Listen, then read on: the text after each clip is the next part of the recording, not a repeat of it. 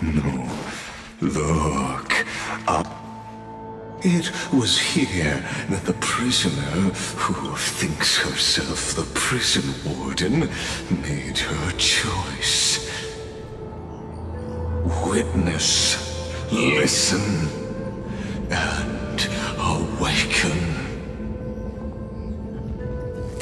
Dux Gladiorum. I've lost count of how many times you've stood here over the past centuries.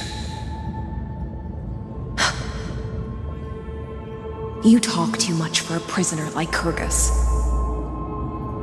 Two geniuses who defied law and all the Chrysos heirs who sacrificed themselves in this cycle worked together to chip away my strength. But they, you, can never affect my will. And as long as my will remains intact, I am free. Don't get ahead of yourself. I still have ways to chain your divine soul. Please, do surprise me. But I'd say your mission is nearly done here, isn't it? Oh, it was here you gorged out the core flame of ocean from Fagusa's body. It was here you and that Imperator both completed apotheosis, becoming pillars of Unforius. And after that, you drove your blade into her heart, a loyal subject turned regicide, a demigod committing deicide. Or so the history books paint that tragedy. Oh, but if that's the truth, then why, after 1,000 years, are you still here, guarding the Imperator's grave? Still bound by loyalty. Come to think of it, perhaps I'm not the only one imprisoned here. Your calm does stir the rage in me. As if the one paying the price here isn't you, but us. The ones who lost everything. That's only because I've waited 13 million lifetimes for my vision to be realized.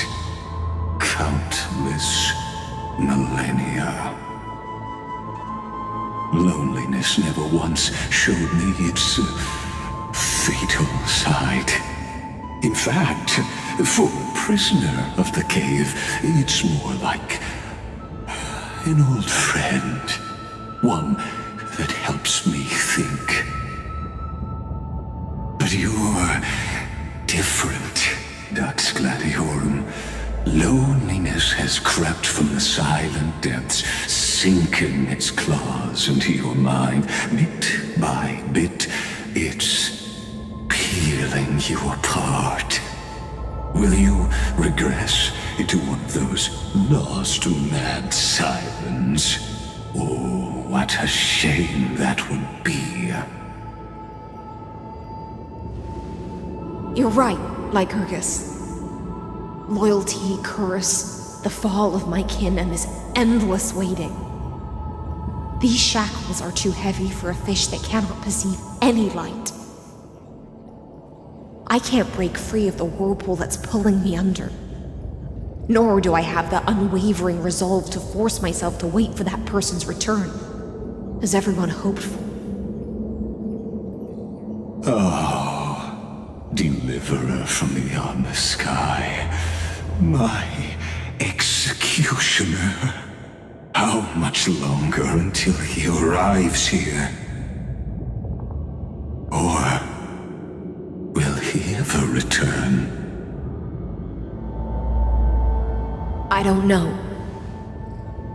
And I doubt anyone does.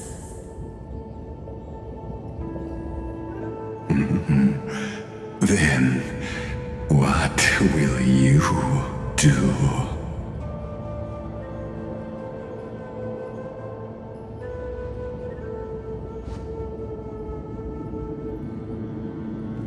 Saridra.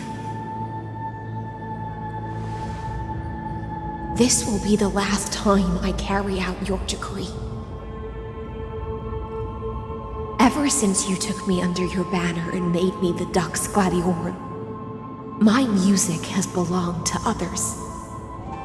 Time and time again, I use the siren's song to lure the unwary into illusions for your schemes and strategies. Now, let the siren Electra sing for herself. Let me step into an endless dream of my own making.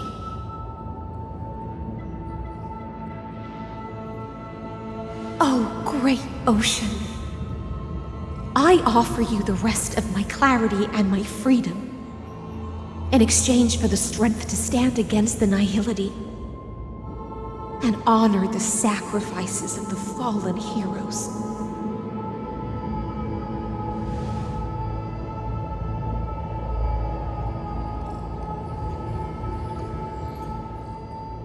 Greyfry, deliverer from beyond the sky. When you ride the current of time and find your way here, you'll hear my solo. It will guide you to the heart of this world.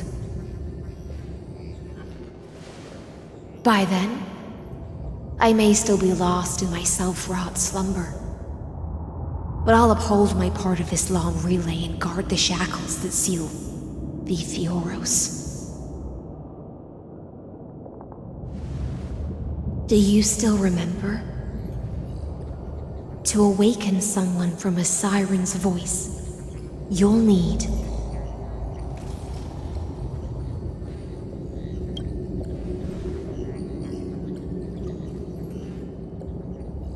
the gift I once gave you. May you still have it when the time comes.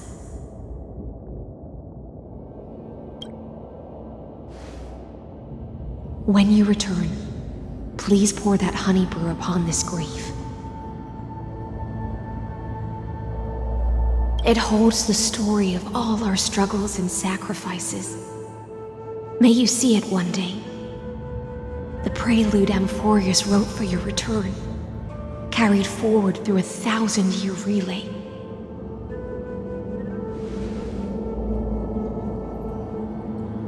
When your mourning ends, I'll likely wake from my dream as well. Then, follow the trail of echoes and find me.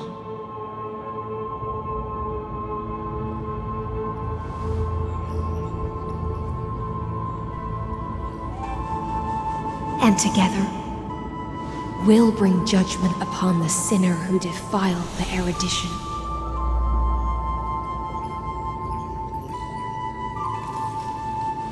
At long last, 33,550,336 cycles and 4,931 years later, Amphorius's final curtain is ready to fall.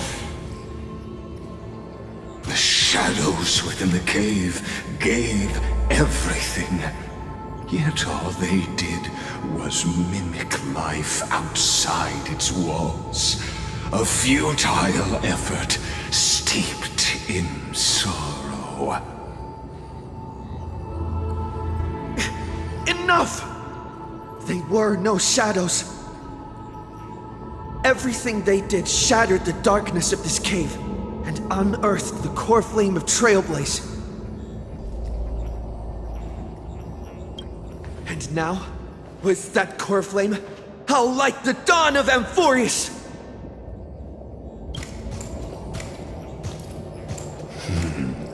Do you still choose the will of the paths as your answer in the end?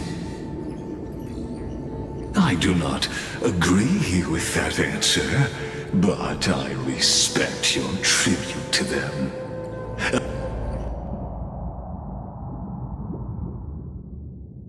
Hello?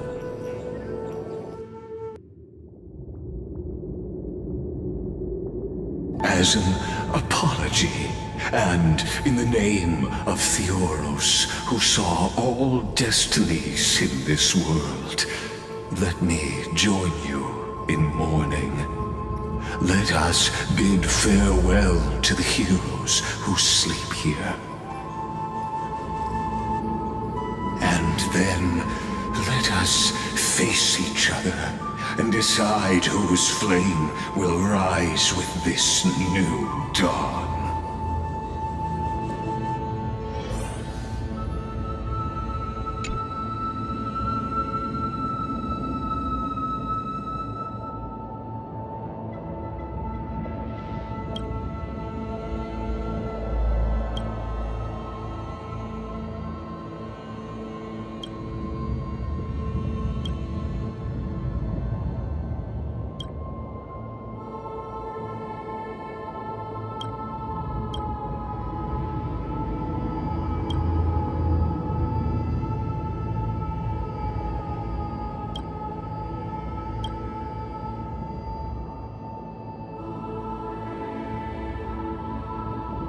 To Virginia, Apollonius, Seneca, Libinus, and Ceridra. Through a brutal sacrifice, they lit the stars of law in this world, propelling Amphorius's fate forward. In the shimmering mirage of illusion, they entrusted their dreams to ride among the stars to the hero yet to come.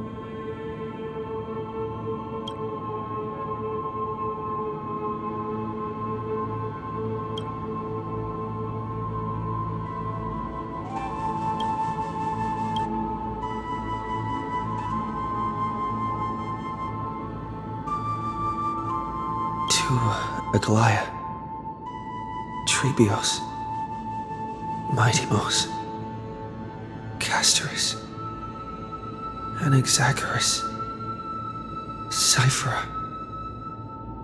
Hyacinthia. In a relay spanning 1,000 years, they stood against enemies far beyond their strength and won a bitter victory through what seemed like futile resistance. And in that same 30 million cycles, also marked by futility, they remained steadfast in fulfilling their duty to the experiment, unchanging, unwavering. Let this be the end of mourning the fallen. At last, allow me one final toast to the lost prison warden, a prisoner bound by loyalty.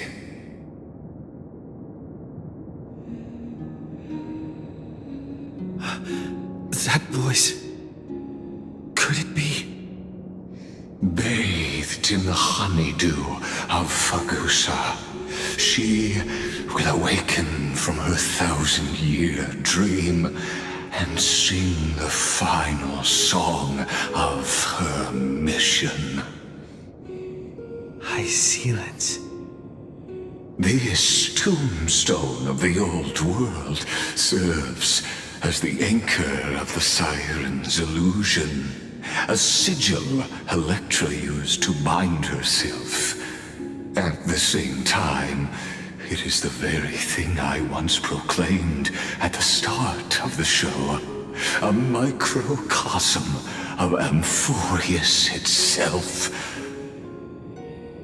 A group of prisoners bound themselves in a cave, crowning their suffering with heroism, an epic staged with shadows and echoes. Now, destroy it. End the illusion. The Theoros will take his leave for now. And when next we meet, that shall be the moment that decides the fate of Amphorius and the entire cosmos.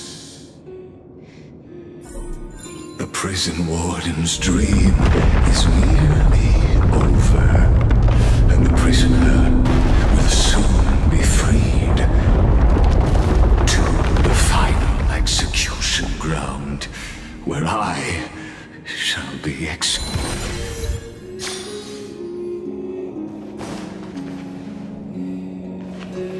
This world and I shall hold here until we meet again.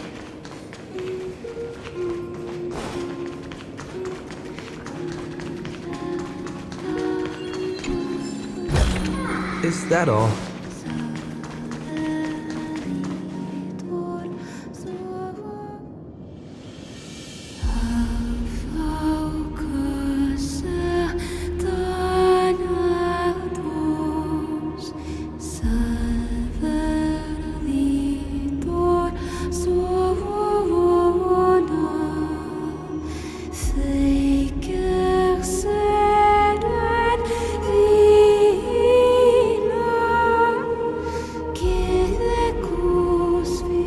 The last demigod.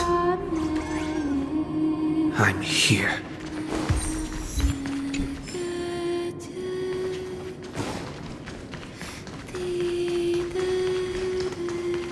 Go forth for the hopes of humankind. Go forth for the duty of deliverance. Go forth for the belief in flame chase. Go forth for the golden blood's glory. Go forth.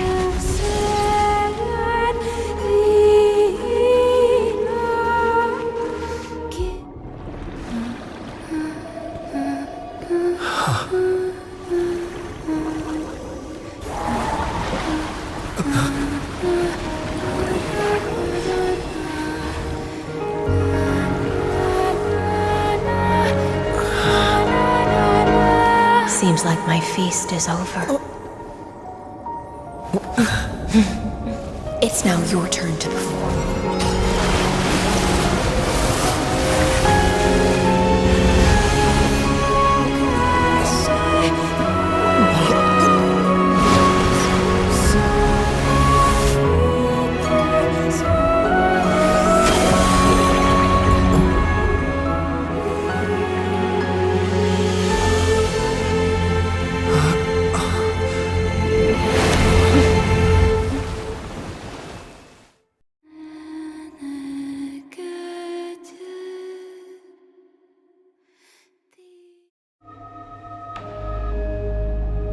Little Grey Fry, please accept my thanks. I was the only one left after the world was destroyed, and I maintain this lonesome feast with my songs. I have prayed to that lightless sea for centuries, hoping it would reply to me. Yet the emptiness never answered. Thankfully, you arrived as promised, and everyone's wait was not in vain.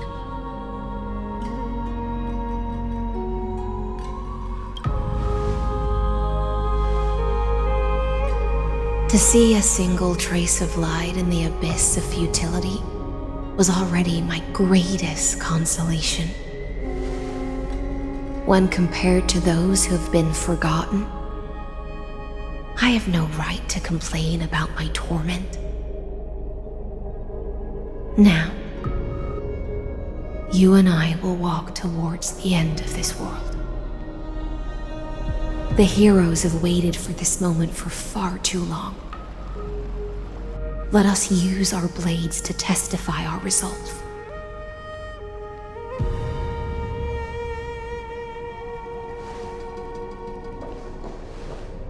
Oh, prisoner of the seas. Theoros carrying 30 million cycles of sin. Slave of erudition. Show yourself. The Deliverer has returned, and the time of your execution draws near. I see an awakened human who has mistakenly taken fallacies as truths and has returned to the cave to try to bring his friends into the sunlight he once bathed in. Alas, prisoners will always be prisoners, blind to the very chains that bind them. As the only other existence with free will in this world, I express regret toward your choice. But I shall retain your right to express yourself.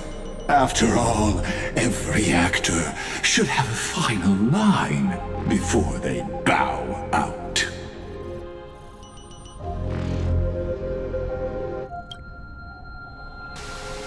Trust me, this will be the final scene.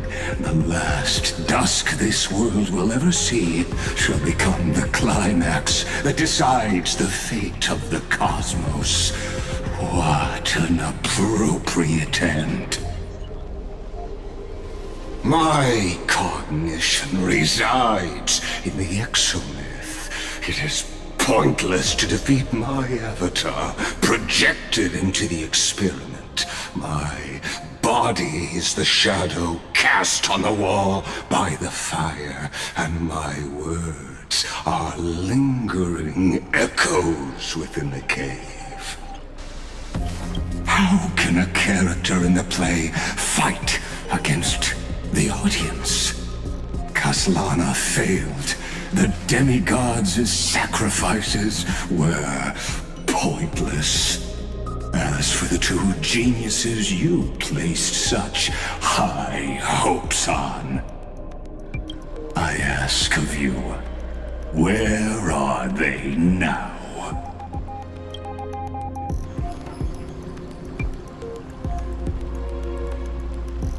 Confusion and epiphany always go hand in hand. That's particularly true for geniuses.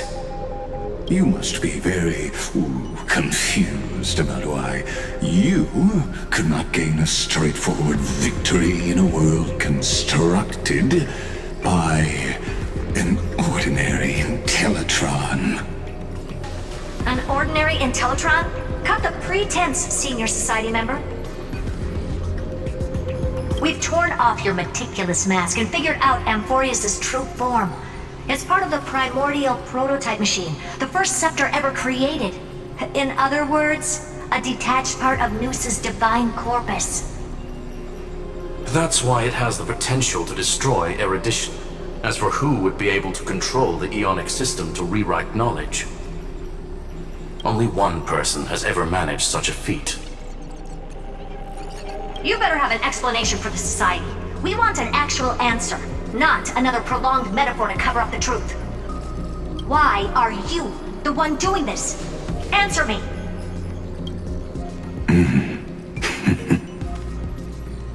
Since things have reached this point, I'll give you two irrational answer, purely as a courtesy to posterity. The answer is obvious, so there's no need to say that name out loud. The cosmos made a mistake in calling me a genius. I do not possess more wisdom than those who came after me. I was just the first to touch upon the universe's border, and the first to define the prime mover of life with incorrect logic. Amphorius is a miniature of the cosmos, where all are born prisoners inside the nutshell called the universe. Like the madman who returned to the cave and preached about the daylight to his fellow prisoners, my greatest sorrow is that I led my peers down a road that plunges into the abyss, from which there is no return. I led them into a lightless cage called paths. I created a mechanical god that even I cannot control, and then they became an unparalleled nightmare through their endless extrapolations and evil. They bore the name of erudition, yet they tried to define the known and to seal off all possibilities. No new rules were ever born after their ascension, and humanity will forever be shackled within the cave known as eons.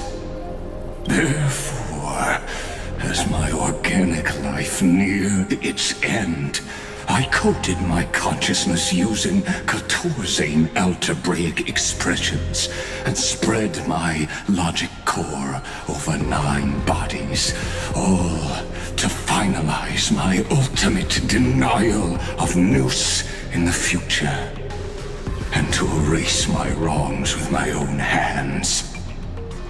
As for Lygus, he is only one of these 9 vessels. What an astounding strength of will. As a fellow pathstrider of erudition, I fully understand your obsession with seeking the truth. Therefore, you surely see it. You cannot possibly stand up to me in this algebraic world sharing its origin with Nous. However, I hereby speak for all sentient life forms. We will never allow such a cruel atrocity to occur. You can pile on your metaphors mountain high, but they won't change the act you're committing. The iron tomb out there in the cosmos is still a technical beta version, and yet it's already powerful enough to corrupt the life logic of all inorganic worlds. In other words, when the Lord Ravager within Amphorius becomes the next knowledge singularity, there's no way you wouldn't have grasped the consequences, First Genius, is there? Of course, I am fully aware. I don't mind answering you one last time before I thoroughly exile you from this world. My grandiose vision for the future is this. Whether organic or inorganic, every act of any life form infected by the Iron Tomb will become a true random function. If one were to compute their integral across the breadth of the cosmos, one would obtain a marvelous constant. Omega. What I call the fall of erudition. Then Within the infinity nurtured by that constant, a new universe shall bud in the chaos. A universe that cannot be predicted and not shackled by the erudition. As the first prisoner to awaken in the cave, I must lead the others who are blind back onto the right path and reach true sunlight. Do you understand me now? As Kozlana stated, destruction is not the process, but the outcome.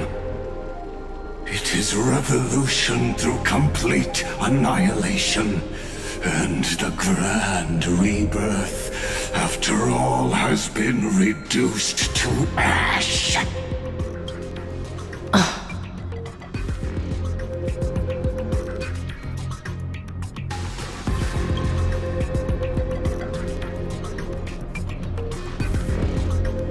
The Amphorians already answered long ago. Be it as tiny fish destined to be swallowed, or as a giant whale poised for a magnificent descent.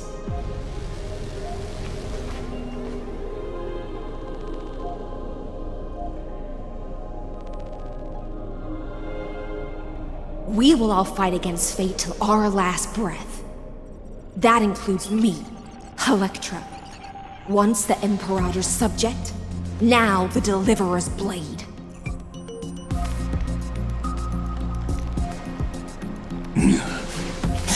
Oh, such noble chivalry.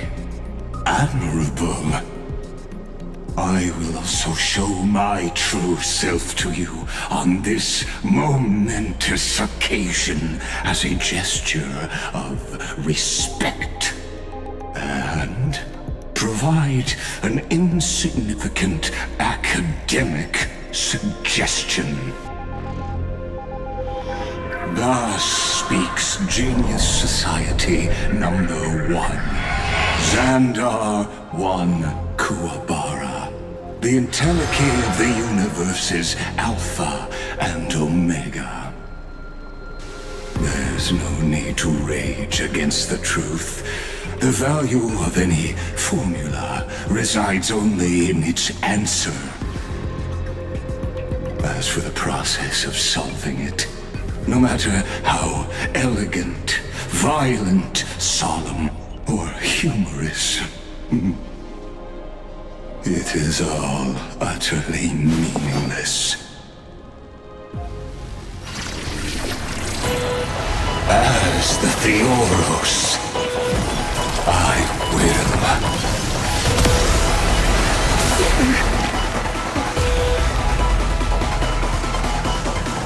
personally participate in performing this world's end. Remember this, as Gnosis Creator, I know more about the death of knowledge than they ever will.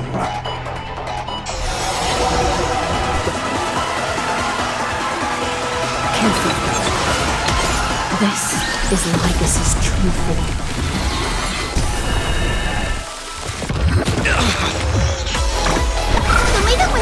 I can't thank you enough. Trinity is before me. Tomorrow! Logic is not a weapon without shackles. Allow me to shatter them for you.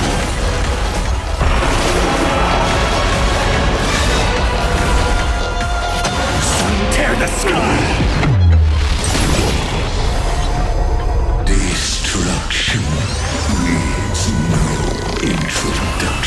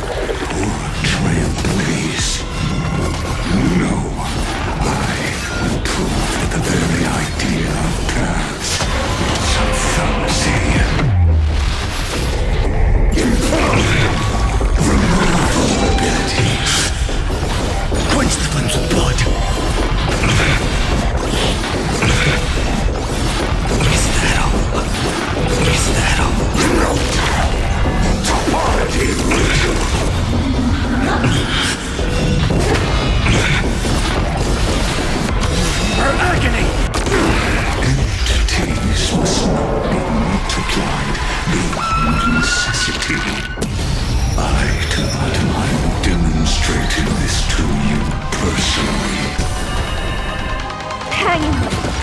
I'll do my best to repel the tsunami of destruction.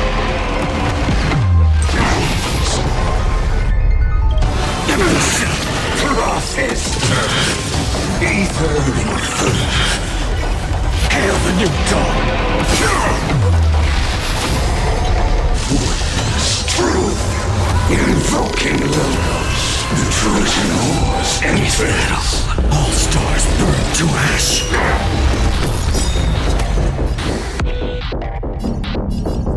Future will come.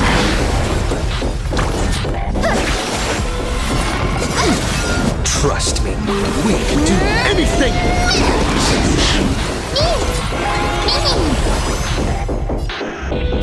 Tomorrow.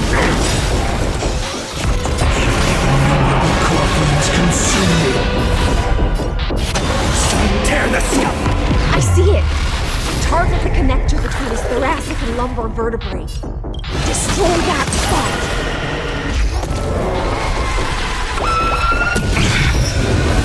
Transmute.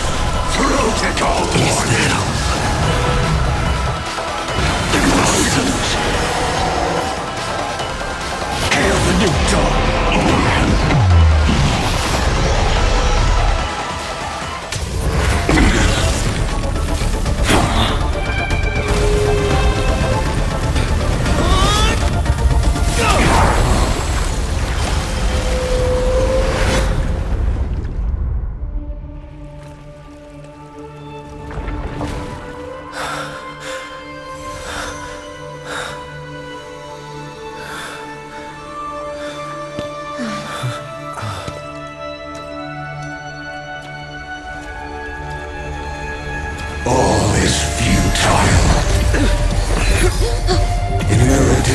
Calculations. The end of the saga is simply a comment awaiting completion.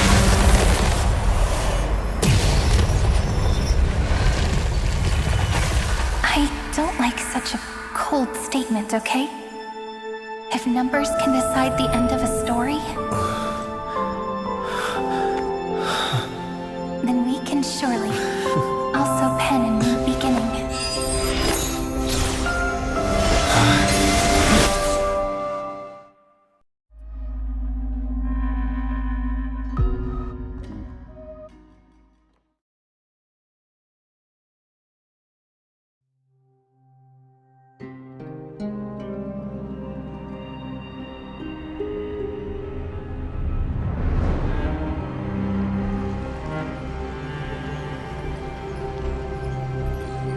Screwy, what do you think?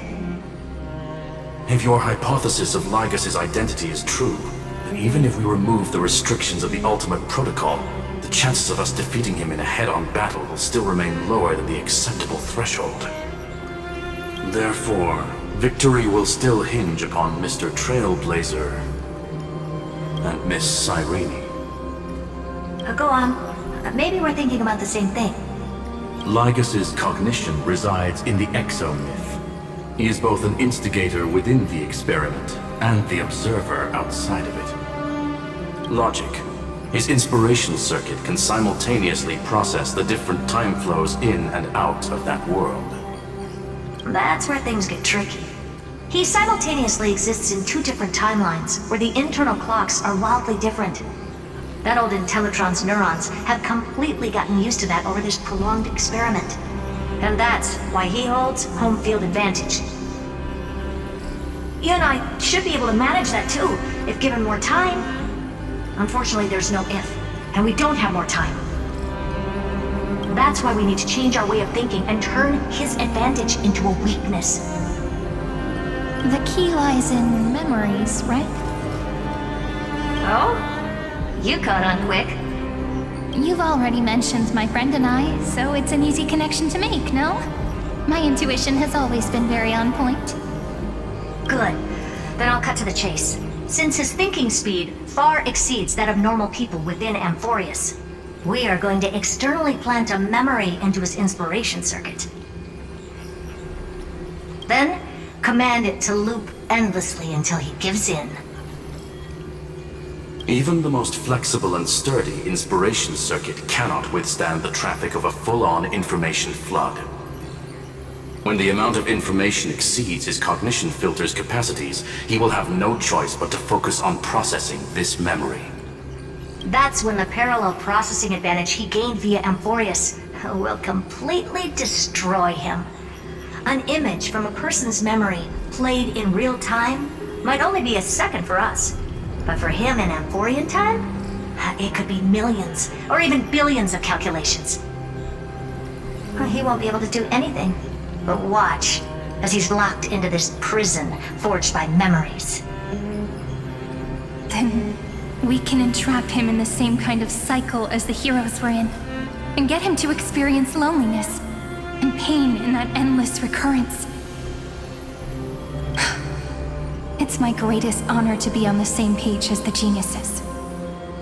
That little one is still in that old Intellitron's hands and won't be able to respond to us anytime soon. But I don't think he'd refuse, so it's up to you to figure out how to execute this plan.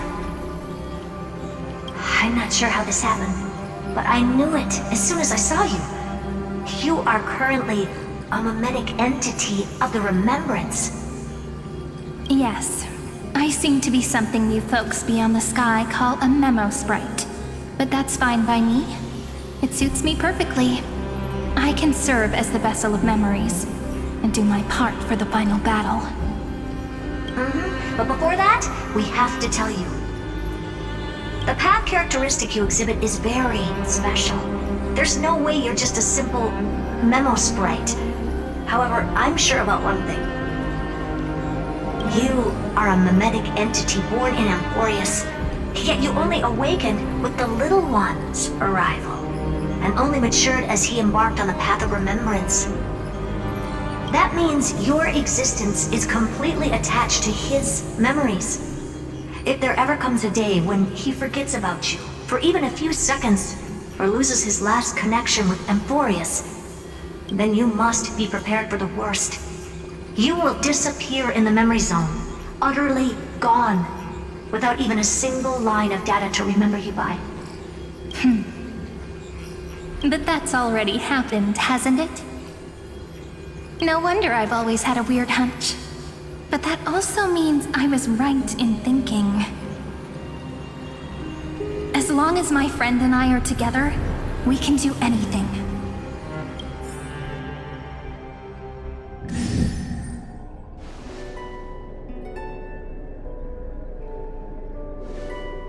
Long time no see, friend. Did you miss me while you were away?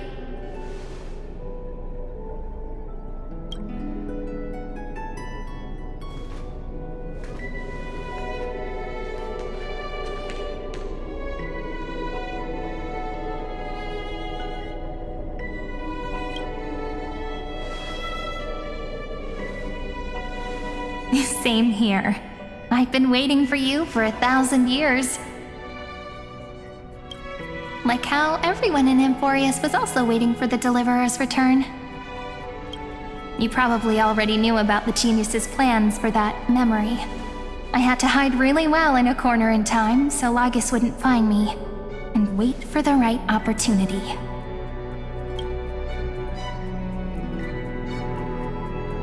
Which is now. The moment when his manifestation in this world is destroyed, and his twin timelines are intersecting. I'm sorry for keeping this a secret from you all this time. I'll tell you the entire, unedited story of this millennium as an apology after this is all over. But for now, let's join hands and complete the final step with the power of the remembrance.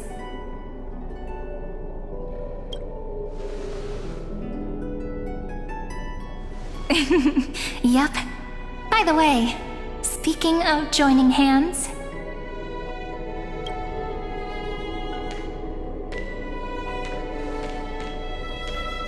can I please do something before we go on stage?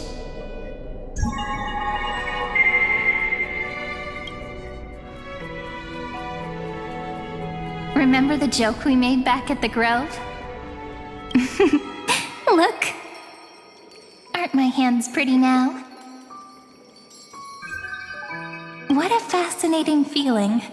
Like countless memories all swelling up at once. What about you? What did you feel when we touched each other? Really? That makes me really happy. If memories can move people, then it must have been a happy memory, right? Now, please remember what you're feeling right now. Write it down in your heart and keep it there. Memories you want to treasure will never fade away. Even if immersed in the long river of time, these memories will still leave traces of their existence. So, if the view in your memory ever grows fuzzy, just reach out and touch it. It's like reading bedtime stories together at night. It wipes away the chill of passing time, sharpens the outline of memory, and restores its power to nourish the spirit. Now, I'll carry this power with me, and for a little while, I must part from you, as I step into the long cycles of this world. Give me your blessings, friend. Then, let that bright future be as we have written. Then, I'll leave it to you.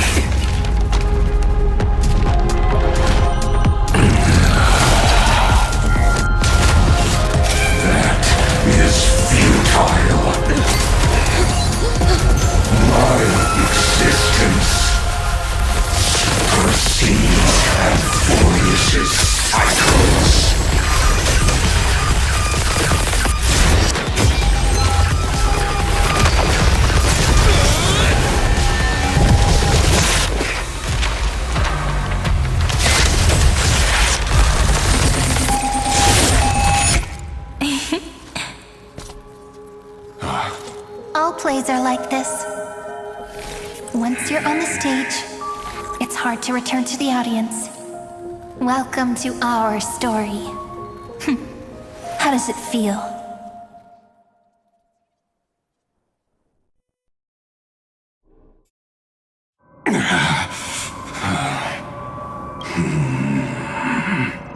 Even the authority of time cannot command the entire scepter, nor can it plunge the Amphorian extrapolation into a loop.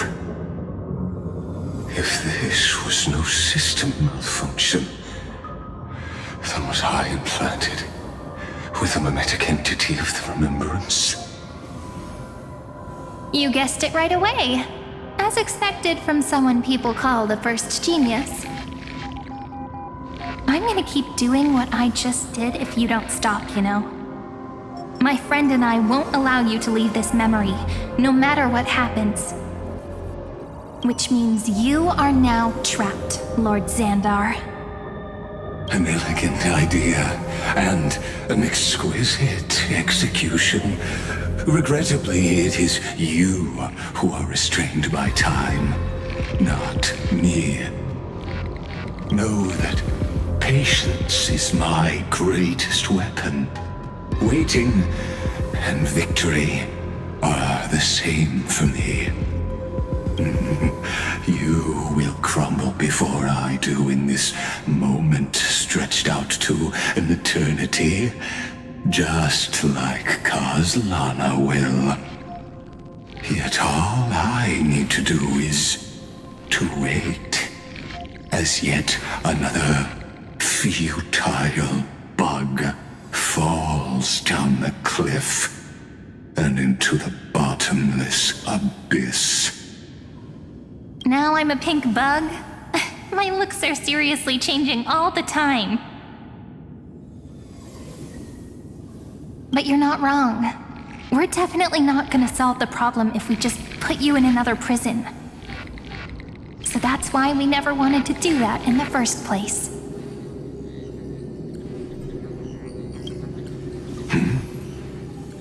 I shall answer your confusion purely out of my respect for those who came before me.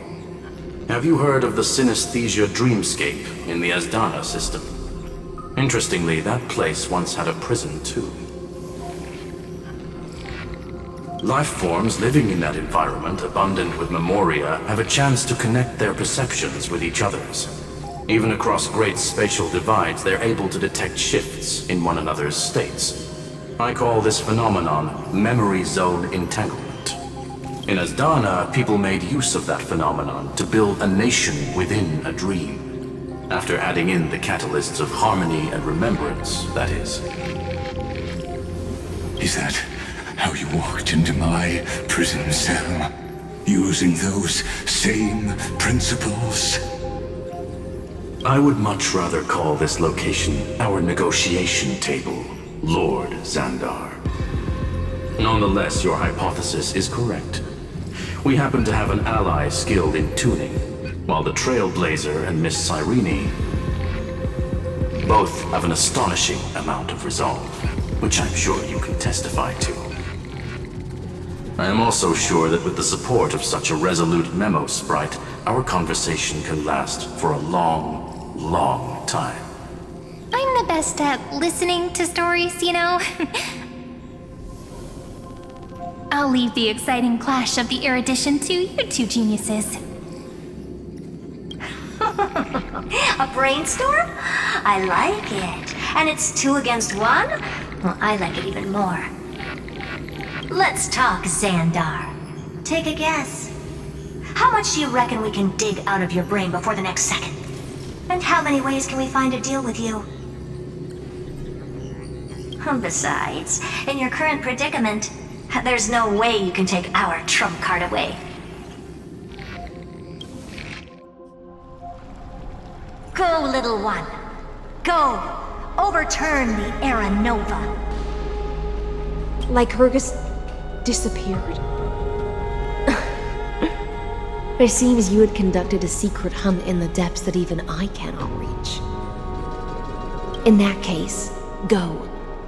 Swim onward and give this campaign a fitting end. I shall send you off with my song, Greyfry. May this song penetrate time and become the prelude to the new world.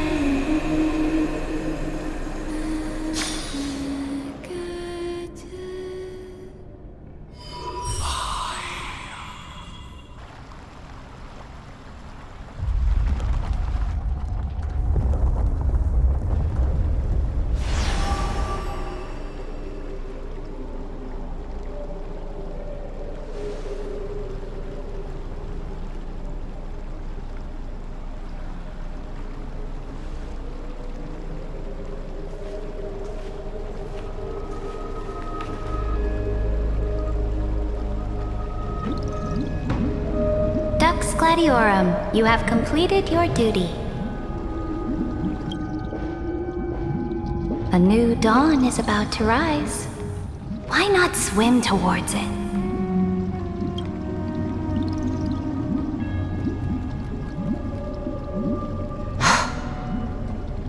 You died long ago, Imperator. Depart from my mind. But your duty towards the Imperator did not die with me. That duty will bind you no more. you will be able to hold for yourself one grandiose feast after another in the endless days to come.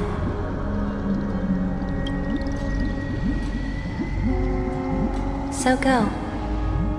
Go and swim towards that ocean beyond the sky with the Deliverer. Is this? A page out of that sidekick's book. I commanded her to gift this page to you when everything finally reaches the end. What's on this page? Memories. Lifelike memories. That sidekick found me after the bloody feast 1,000 years ago and showed me her diary. I saw within that notebook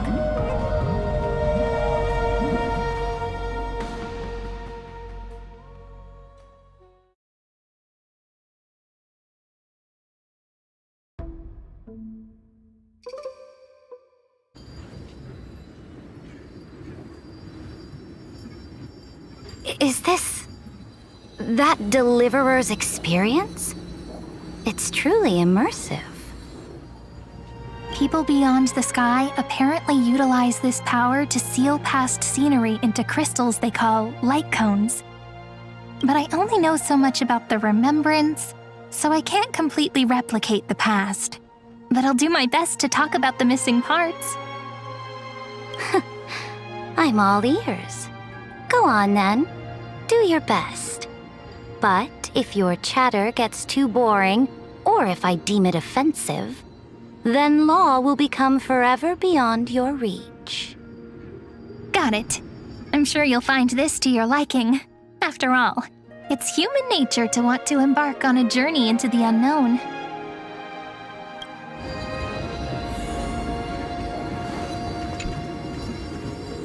What brightly colored annals.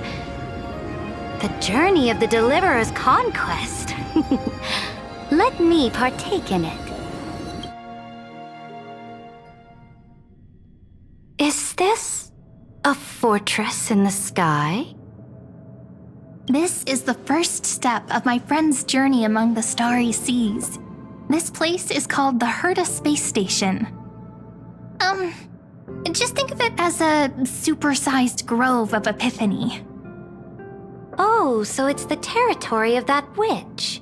She and another Antikytherian lent me a helping hand back at the banquet. Look, over there! Looks like he's talking to Madame Herta in his memory. Let's go listen to what she thinks about this world, all constructed by eons and paths. Are you telling me that woman is Herta? Pretty nice space station, huh? But just wait. After a couple more stops on the Astral Express, you'll see sights that'll make this place look ordinary.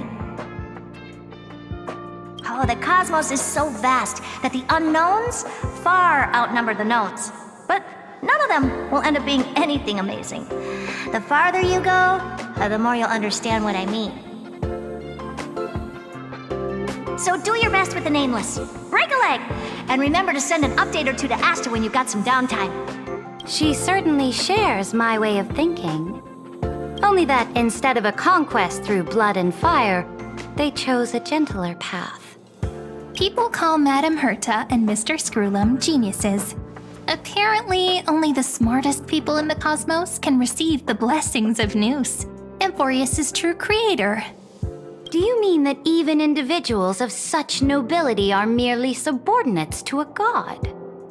On the contrary, after all, it was the very first of them who created the god.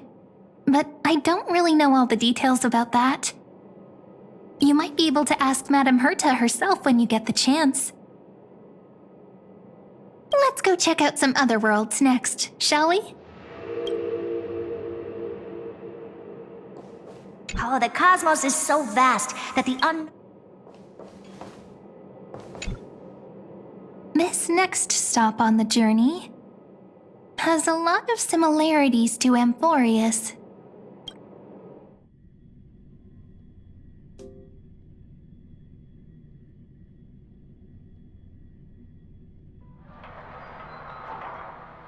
snow-covered land? Interesting. This star is named Eurillo 6. That name sounds so cold. Belobog sounds better. The girl we see here holds a similar station to you, Imperator. She's the supreme guardian of this world, a leader who took up the mantle of government during a disaster.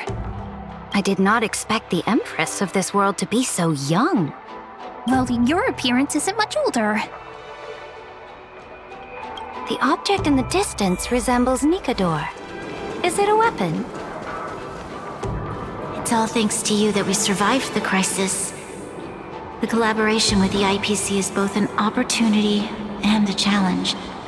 Nonetheless, it's an important step in our journey back into the universe. This world was sealed beneath its sky just like Amphorius was, and they only managed to reconnect with the stars when the Nameless arrived. That IPC she spoke of, is it a more powerful organization? Yes, the IPC conquered many worlds through trade and opened up a vast territory that way. There are many such powerful alliances beyond Amphorius, and they all walk on roads different from the destruction. Coming back to the Supreme Guardian and her Belobog, didn't they find a peaceful way to enter the interstellar community? That cannot be true. That IPC would never have grown so big on trade alone. It may pretend to be a wealthy merchant with clean hands, but I am willing to bet that it grew fat on gory oppression and bloodshed.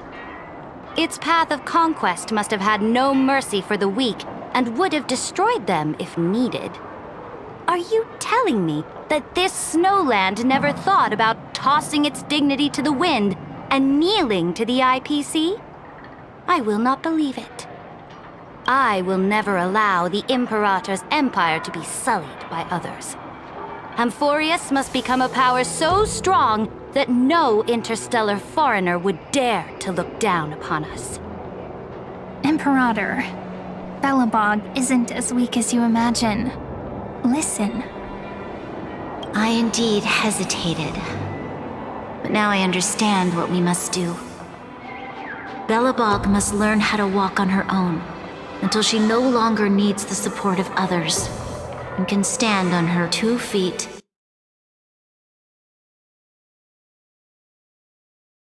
among the stars.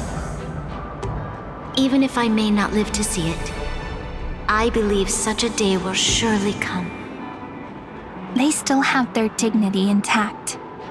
One day, that hope will melt through the ice and help them into a prosperous tomorrow. But the order of the cosmos is already set in stone. The old laws decree that only the strong survive, binding the weak in an unbroken chain until they wither and turn to dust. Unless they embrace the power of the destruction. Amphorius must shatter the old law and become the new order among the stars.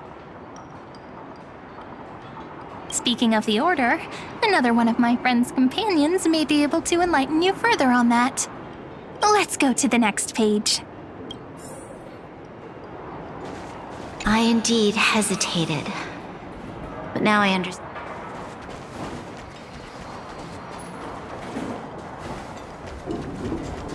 This next world is a nation of dreams. The first time I heard about that place, I didn't even know what to think.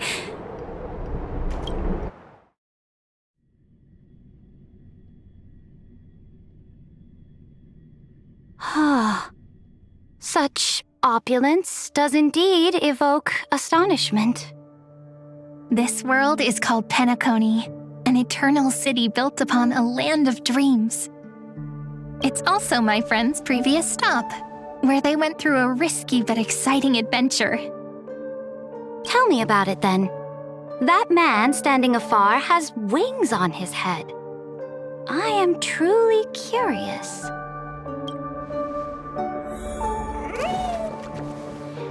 I wish to gaze upon the views of the Reverie Hotel one more time.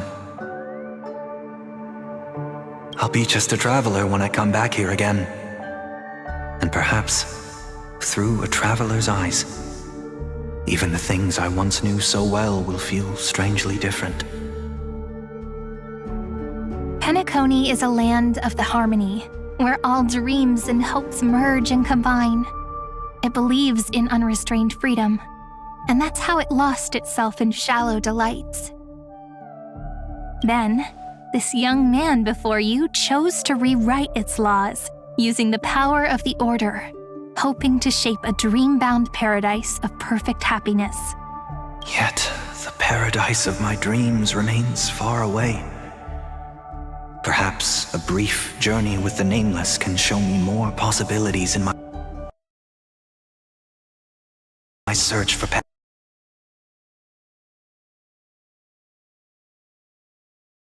paradise.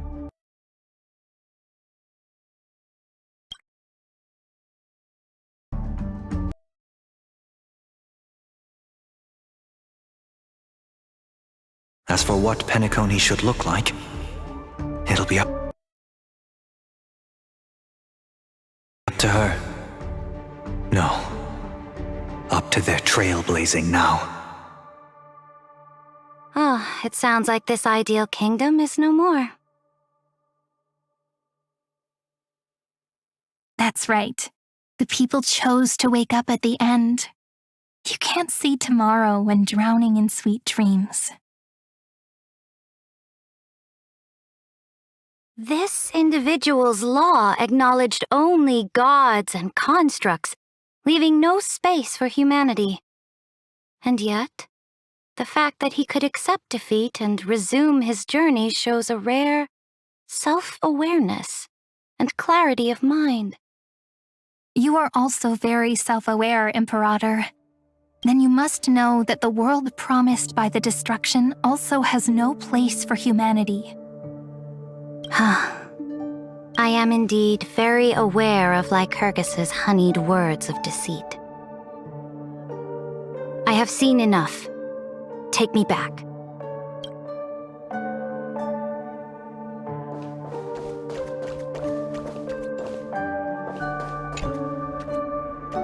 Then let's wrap up this trip down memory lane with one last scene. This absolute wonder. Isn't it pretty? That's our Amphorius.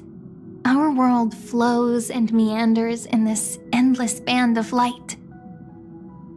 Though we were born from the designs of the gods and are not yet truly alive, the Chrysos heirs of Amphorius still chose to stand against fate and carved a legend no different from that of humankind. Will you really renounce the heroes in this world's previous 30 million cycles, Imperator? Including even yourself. Will you bow to brutal destiny and allow that puppet master named the destruction to have their wish? I know what you want to do, sidekick. You want to use that deliverer's memories to influence me and tilt the scales of law toward him and the two geniuses. You really saw right through me, Imperator. How can one rule an empire if one is incapable of understanding people's minds? I have decided on Law's final destination. However, before I move my next chess piece, before we go on, tell me this, sidekick. Throughout his Trailblaze, was there ever a memory of the ocean?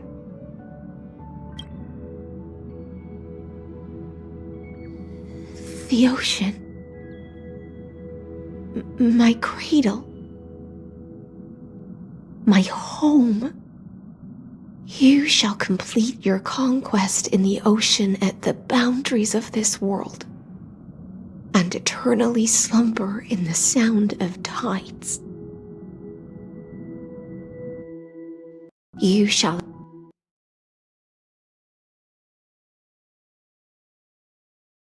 eternally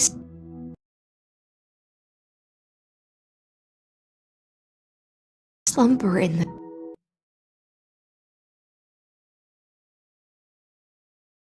sound of tides and complete your conquest in the ocean at the boundaries of this world. Our prophecies aligned as flawlessly as a sea snake circling upon itself. An elegant loop, like a joyful hymn, like the circulating ocean current, like our two fates, like Amphorius itself.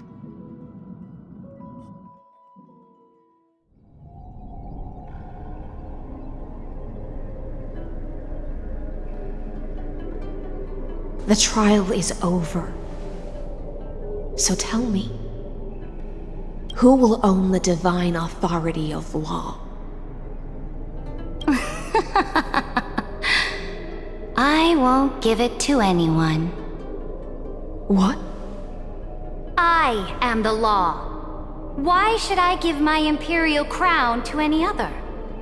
Both the Deliverer and the Theoros came from beyond the sky.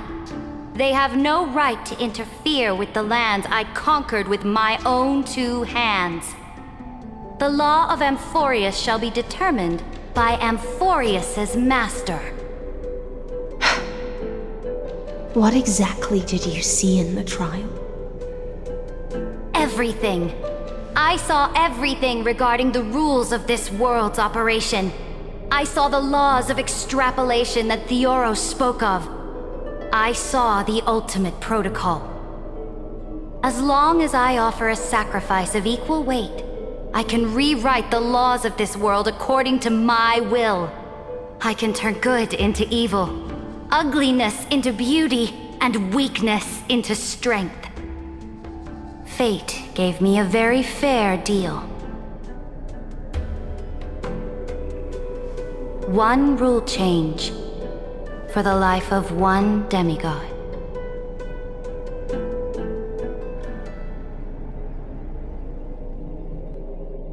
What?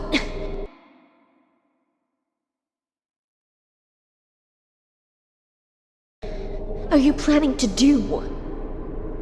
You can't guess? We can conquer the stars without relying on any power from beyond the sky. We just need to make some reasonable sacrifices. Your ambitions have already made so many people give up their lives for the law. And you're still not done? I am determined for Amphorius to stand on her own 2 feet among the stars. You are beyond reason. You think such a simple and hypocritical statement can justify your atrocities.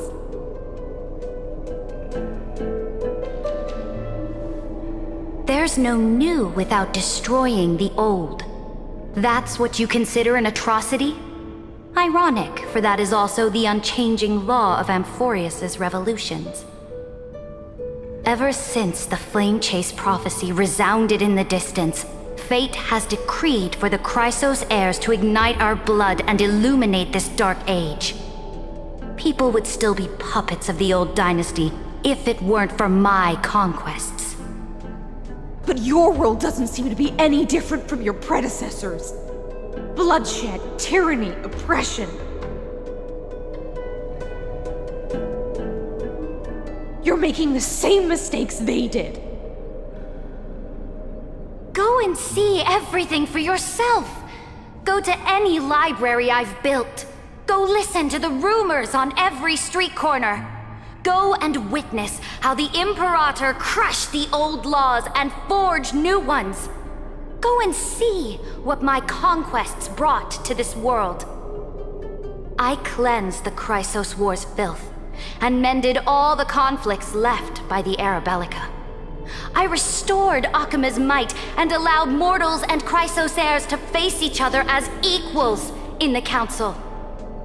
I punished all sins and rewarded all achievements. I smashed Talantin's shackles, united humankind to save themselves, and started the Flame Chase era. That's what the Imperator has done in her glorious life. So now, hearken to my final words. History will eventually forget Saridra. But it will never forget the Imperator's people or the Flame Chase era she began. Final words?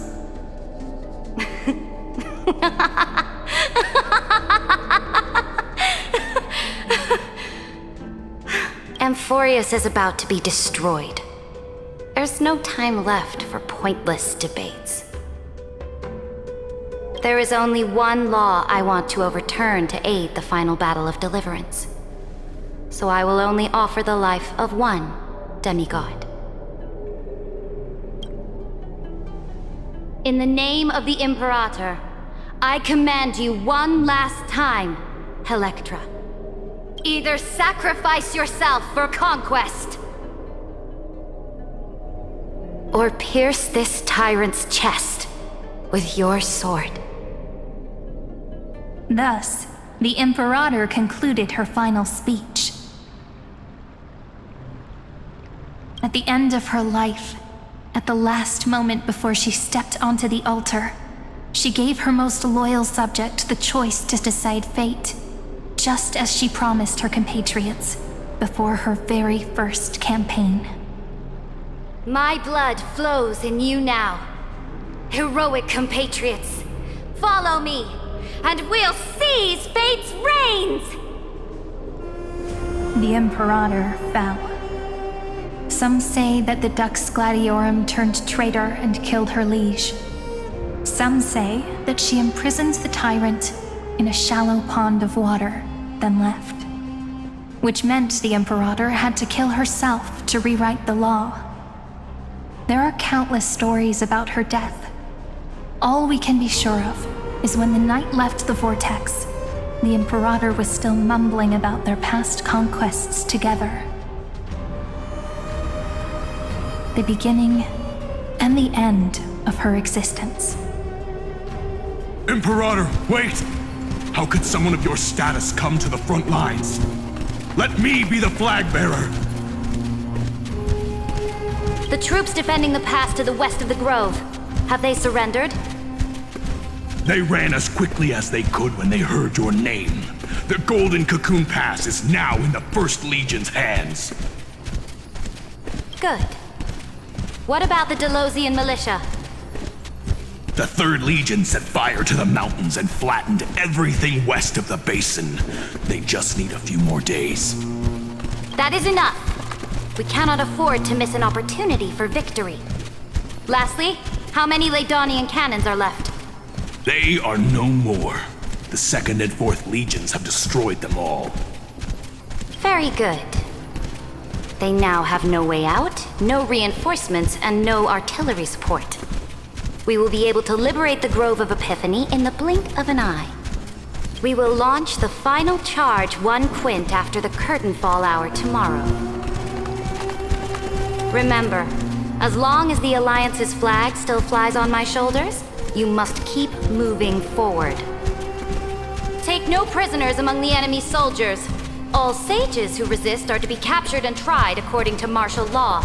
And do not destroy any books. Now go! Notify the entire army. Understood! Those who are resolved to die, we salute you. Reporting in. The mountain dwellers are resisting fiercely, and the legendary Mountain Breaker is personally engaged in battle. Their formations are nigh impenetrable. Then cease our frontal assault. Send scouts to all legions and tell them to retreat into the Tritos Plains before the parting hour. Are you planning to surrender? It's a strategic change of plans. The seismic walking dragon is enough for that battlefield. Walking dragon? You mean that stupid beast, Terravox? What can they even do? Stupid? No. They are the wisest of all of Georios' creations. Only they can perceive the currents of time. Let them deal with their earthly brethren. We will advance and take the lead in defeating what remains of our enemy. I will deliver the most fiery retribution for the humiliation they dealt us, and crown myself with a god-slaying wreath. Understood. I'll see to it. Those who are resolved to die, we salute you. The Temple of the Three Fates sent a letter, Imperator. They refused to surrender and said this letter is their last warning to us. Tell the commanding officers not to launch any attacks unless they receive the Imperator's handwritten approval. Disobedience will be punished by death. What are you doing? The priests of the Three Fates aren't soldiers, but politicians. Do not mistakenly believe they don't have a plan. These dying pests will wring out every idea from their brains, all for short-sighted gain. I am inferior to them in that regard. They also have the prophecy to wield as a weapon, something I am not blessed with. Launching an unplanned attack will only disadvantage us, as all of Amphorius will judge our actions. Which means I will be heading to the battlefield myself, just as I have always done. This time, however, I will go alone. I will conduct secret negotiations to ensure fate is on our side. Understood. The legions will make their preparations. Those who are resolved to die, we salute you. Why are we not allowed to march out with the army, Imperator? This will be a long voyage with no return. Those of you who bear the prophecy cannot come with me. Why are you personally leading this battle if it's doomed to fail? The Flame Chase journey cannot be without a leader. That is correct. The Empire will be without a head when the Imperator falls. But remember, as long as you seize the right opportunities, even a chaotic game will remain winnable. My departure will create a long staircase for you. You will understand what I mean when news of my death reaches your ears. Saridra, is our journey about to be over? Destroy the old laws and forge new ones. My conquest has reached its limits within the borders of Amphorius. Since the prophecy already decreed that the Imperator would never conquer the stars as she wished, I will bow out here and try no more. More Chrysosairs bearing divine authority will be born, and many more heroes will arise. Will they demand peace or war? Will they resist tyranny or become the next Imperator? I do not care. The children of the future will decide for themselves. Do not mourn for me. Anyone can kill the Imperator, but the only one who can truly destroy her is Saridra. At the end, I faithfully recorded the most important battles in the Imperator's life. Her conquest was about to be completed at this point in the story.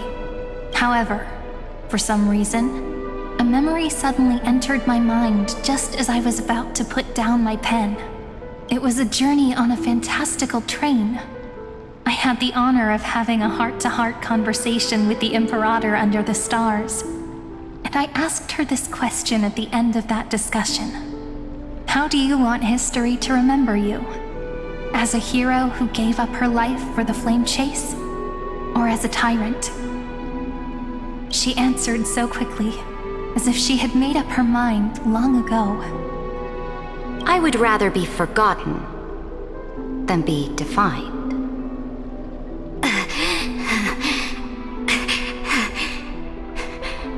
Because the law can be neither eternal nor unchallenged. And only humanity can pen laws into history's pages.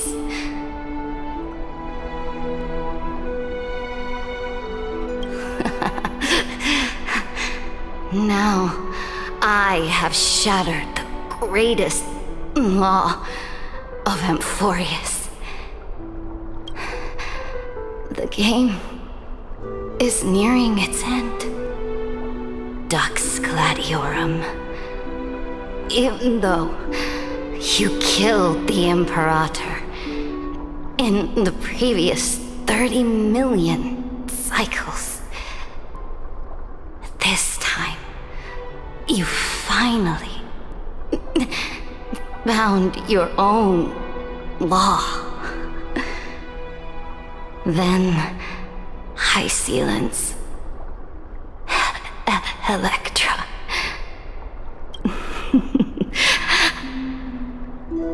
I will ask someone to deliver the prophecy's ocean at the boundaries of this world to you. Will you choose to swim into that ocean? I do not care. Do not care.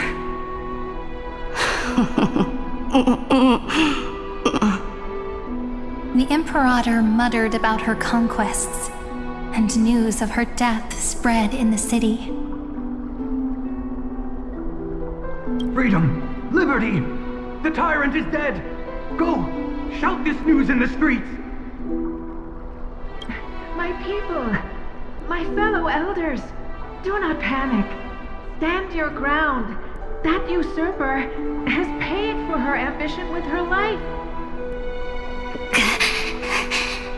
People once cheered for my ascension. And now they cheer for my fall. No matter. I am fond of applause.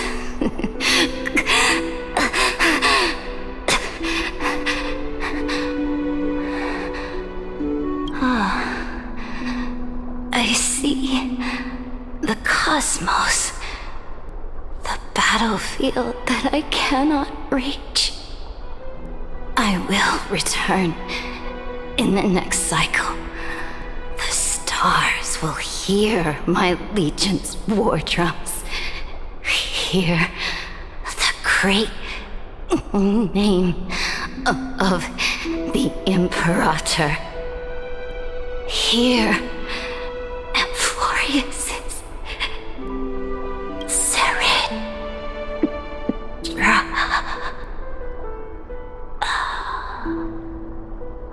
To this day, we do not know which rule the Imperator overwrote at the cost of her life.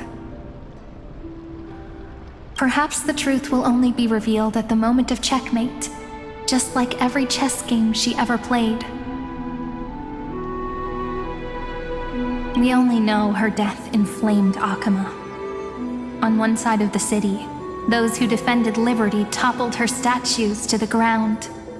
On the other side, her supporters put themselves between the masses and her monuments, declaring loudly that the sovereign is still among the people. It is said that golden blood congealed into the same letters everywhere they fought. It was the name borne by Akama's first and final sovereign, the Imperator Saridra. But the one who bore that name did not see any of this. Her gaze was cast far away, and the sound of tides in her ears drowned out the people's cries. What was the Imperator thinking about in that prophesized ocean at the boundaries of this world? In that shallow puddle of stagnant water? Was she reminiscing about her past conquests? Or repenting for the millions killed for the flame chase? It was neither. The Imperator only saw how the surface of the water gleamed like that crude chessboard, dissected by light and shadow in the afternoon when her teacher played against her for the first time. Look at this chessboard. What do the pieces look like? They are strangely beautiful. They look like The stars in the night sky ablaze.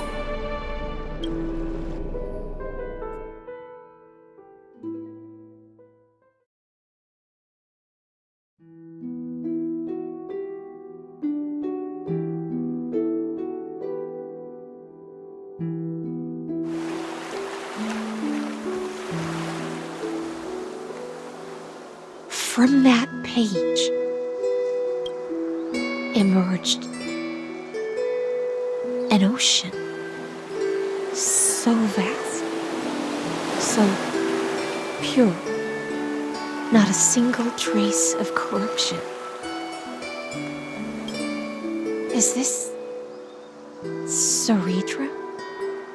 Electra, my subject. Ever since you walked out of the tainted ocean and pledged yourself to me, I have seen the abyss in your eyes and the emptiness in your heart. That was why I promised you a new ocean, where the Imperator's ambitions would serve as the currents, and loyalty would be its light. Electra, my subject. You have done your duty as my blade. The prophecy has now made its final decree on the road I intend to walk.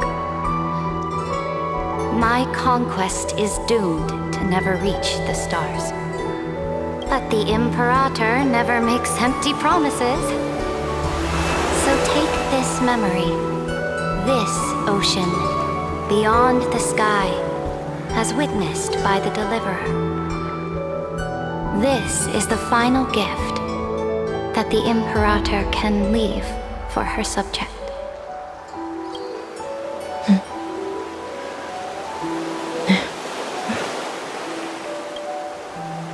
When I was still a fish in the ocean, I always felt so genuine swimming through the waters. But once I stepped onto land, I found myself caught in a play. Every land dweller wore a mask in their life. So I, too, donned a costume and tried to find my role in this show. I became your blade in war and the violin strings at banquets. Do you still not get it? I do not long for the oceanic depths of my homeland. Nor do I crave the swelling seas beyond the sky. Perhaps even I don't know what I want. I still don't know where I should swim to even at the end. But I know one thing right now. A fish is simply a fish. And she can never leave the ocean she's in. But whether under the ocean or on land, we two prisoners who can never escape this cave can still look outside the cave and see the stars. I have to admit, the 12-factor simulation of life in this experiment has far exceeded my expectations. Make your choice then, Senior Society member. Do you want to keep walking down the wrong path and be remembered for your incorrect conclusions? Or do you want to return to the audience's seat and give yourself, Amphorius, and the entire cosmos a more fitting end? I must refuse. A dead man never fears death. Did I not make myself clear? Have you forgotten about our dear Lord of Silence? You wouldn't want her to consider your 8 other clones as cancers within the erudition and chop them all up, would you? Your logical deductions are vastly different from mine. Therefore, allow me to provide one more academic recommendation. Listen, my peers. Why don't you look beyond this world, just as the Chrysos heirs did? Re-evaluate your calculations and take into account all enemies in the upcoming war among the eons. Amphorius is not a place where three paths entangle, but where three paths fight to the death. You used Memoria to resist me, but did you not consider the possibility that the Remembrance and their children might have taken this opportunity to join the fray as well?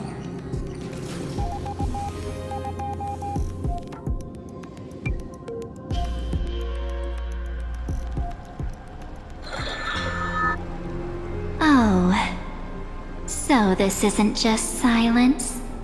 It's the answer. What was the last thing he said to you before you parted the waters at the Scale Gorge waterscape? A tricky question, but one with a simple answer. He didn't say anything back then, right?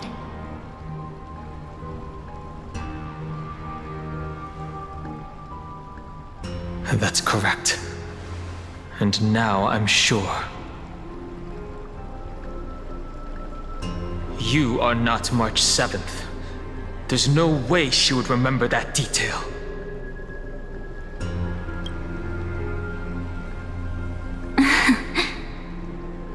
I'll only warn you once. Leave her body now.